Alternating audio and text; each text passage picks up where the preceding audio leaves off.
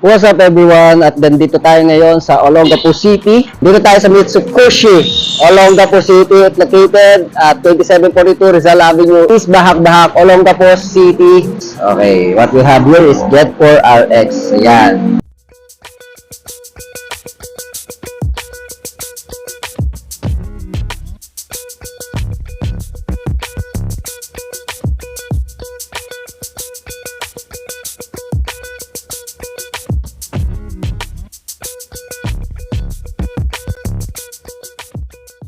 Okay, what we have here is Jet 4 RX. Ayan. So, sa mga naghahanap ng mini scooter na itsura niya is parang off-road or sabihin na natin na adventure type motorcycle, ito, si Jet 4. Si Jet 4 RX. Pangalan pa lang. Napaka-cool, di ba? So, unang impression ko dito, napakaganda, solid din, no?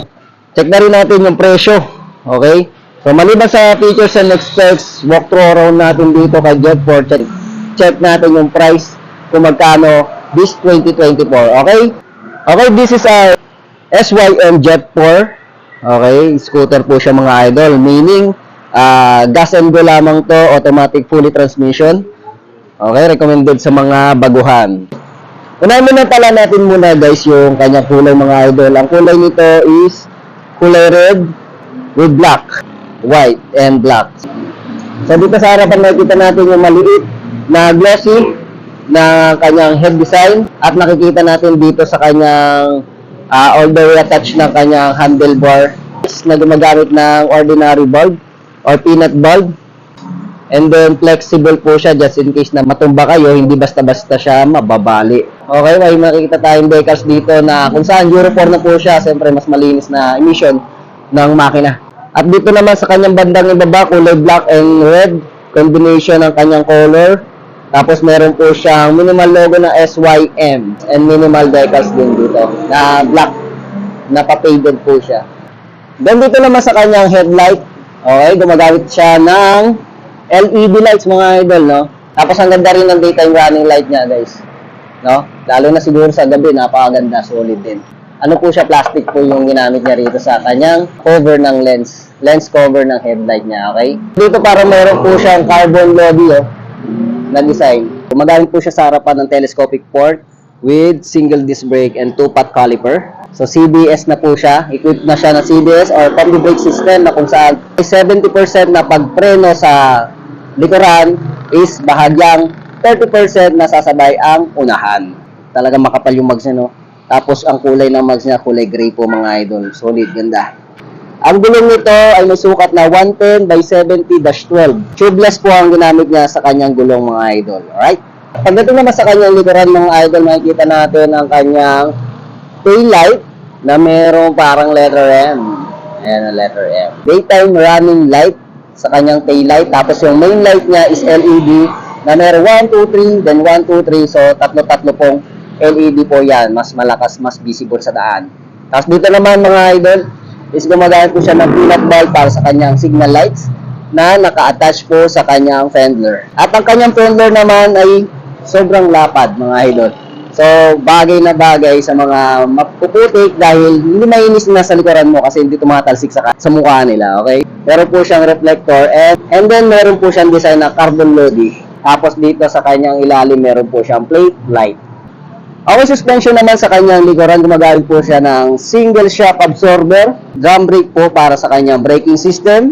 Naka-mags din po siya mga idol na kulay gray. 120 by 70-12 bed. Tubeless. Left side profile naman niya mga idol, ayan. Sa left side, meron siyang Jet 4. Okay, na minimal decals na parang border lang, no? Tapos Jet 4 na naka-embossed and RX. Tapos carbon lobby rin ng design, no? Dito. Tapos napansin ko dito, wala po siyang pillion footrest na declip. So, tawag ito pillion footboard na naka-attach po sa or kasama siya sa fairings niya mga idol. Ayan, no? So, magandaan pa dito mga idol, mga lobby, no? Meron po siyang foot extension kasi kung sakaling nangangalay ka na sa daan, mas maganda meron kang foot extension. Tapos ang ganda pa ng anti-slippery niya dito, no? Pyramid style, no? Sarap hawakan. Talagang hindi ka madudulas. Same at here mga idol sa kanyang footboard na kung saan pwede mong ilagyan ng mga excess baggage mo mga idol, no? So malapad po siya.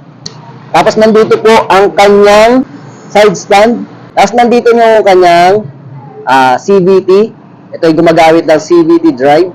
Ako saan ang fan belt po ang gamit niya. Tapos ito yung airbox niya mga idol.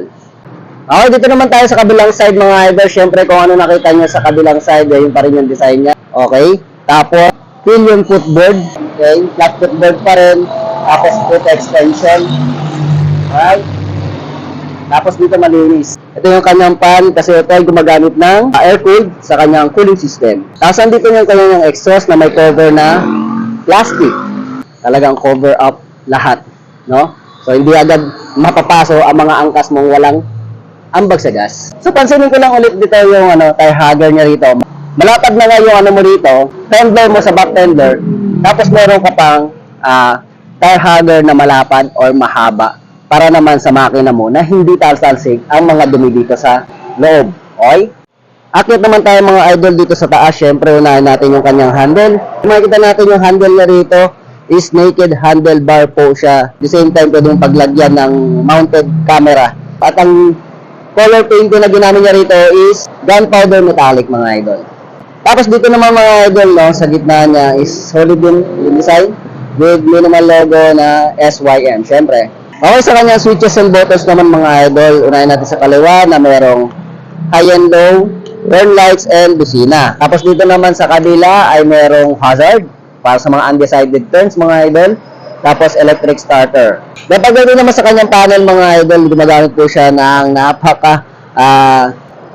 tawag dito, napaka-premium na design ng digital panel mga idol. Para siya octagon. Yan, octagon design siya mga idol. So, meron po siyang indicator dito na turn lights, tapos high and low and oil check, tapos gas. Then, meron po siyang engine check. Tapos, nandito na lahat ng information na dapat mo malaman. Okay, speedometer, odometer, trip meter, clock, meron na rin. Para naman sa brakes and controls mga idol, unahin natin sa kanan, throttle control, with brake lever sa unahan na may bar end, then hand grip, with brake lever para naman sa likuran. At para naman sa susian mga idol, gumagamit po siya ng shutter lock key. Gumagamit po siya ng shutter lock key. With seat opener and gas opener mga idol. Ayan. Yun. Very convenient, hindi ka natatayo para lang magpagas lang, okay? Tapos pagdating naman dito sa kanyang gas refiller, ang sukat nito or capacity nito ay nasa 6.2 liters mga idol. Malaki-laki at mahaba-haba na rin ang kapasida nito para sa mahabang biyahe mga idol. Tapos fuel injected pa siya. Tapos dito naman tayo sa bandang upuan mga idol. Yan. Dalawang texture ang ginamit na dito. Rough. Tapos para siyang matte na makinis mga idol. Tapos meron pa siyang stitches. Dagdag forma sa motor. Tapos ang kanyang seat is malapad. Bagay na bagay sa mga malalapad na wet packs at malaking yag balls. Okay, pagdating naman dito sa kanyang apartment ay nandito ang kanyang keys para sa baterya. Tapos makikita natin dito yung adjuster ng hangin at menor. So meron na itong charger or USB charger na 5 volts and 2 ampere. Okay, pwede ka na mag-charge anytime anywhere. Tapos napaka-safe ng gadgets mo or cellphone mo kasi nandito sa loob nga. Okay? So sa compartment, malaki idol, mga siguro ang tansya ko nasa 28 liters or 27, 26 liters ang capacity nito. Check na natin yung helmet ko. Wait. Okay. Wait. Okay, hindi siya pumasok. Meron kasi ako idol dito eh, yung mount. Siguro pag tinanggal ko to, mapapasok natin yan mga idol. Tapos ito kasi may curve naman siya. Pero sigurado papasok siya. Depende pa rin sa size. Diyan ka na lang. On the click, full fold ka na. Sa akin ka na. At pansin ko na rin ito, yung grab bar niya mga idol, mga lodi yan. Cup. Hiwalay po siya mga idol. Tapos parang stainless steel. Yung ginamit na tornilyo niya. Ganda tingnan niya. Tapos hindi basta-basta yung metal na ginamit niya sa grab bar dito. Okay? Okay, pagdating naman sa kanyang dimension mga idol, unahin natin sa haba na mayroong 1,900 mm lapad, 745 mm at ang taas nito ay may kabuuang 1,110mm mga idol.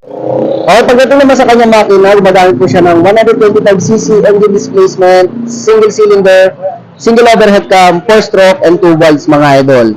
Siyempre gumagamit po siya kanina, sabi ko, ng air-cooled para sa kanyang cooling system.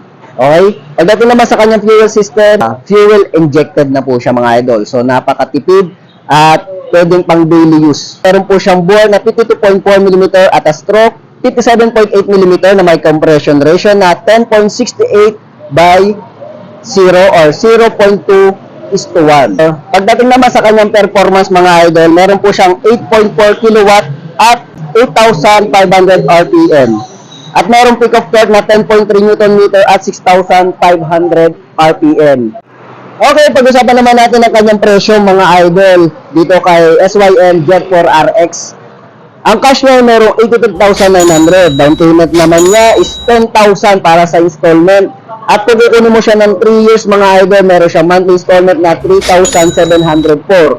At kung maaga ka naman magbayad o on due date ka magbayad, ay meron po siyang 300 pesos na rebate. So dito lang yan sa Mitsukoshi, Olongapo City. Kung gusto nyo kumuha na kayo at nagkakaubusan na to. At para tapusin ang video na to, huwag sanang kalimutan mag-subscribe at i-hit ang notification bell para lagi kang updated sa mga ganitong klaseng impormasyon tungkol sa mga bagong labas ng motor. At i-like at i-follow nyo na rin ang ating munting page na Haji Motovlogs TV. Ito po si Haji from Haji Motovlogs. Thank you for watching and peace out.